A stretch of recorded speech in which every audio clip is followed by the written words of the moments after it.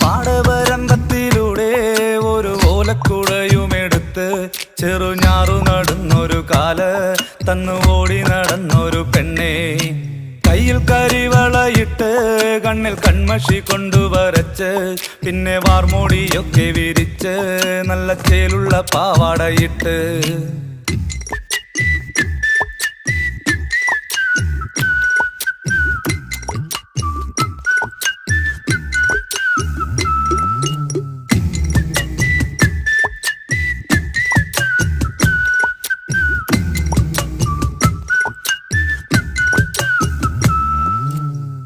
പാളന്റെ പാട്ടിനെന്നും താളം പിടിക്കും പെണ്ണ്, താളത്തിനൊത്ത് നല്ല ചൂട് വച്ചിടും.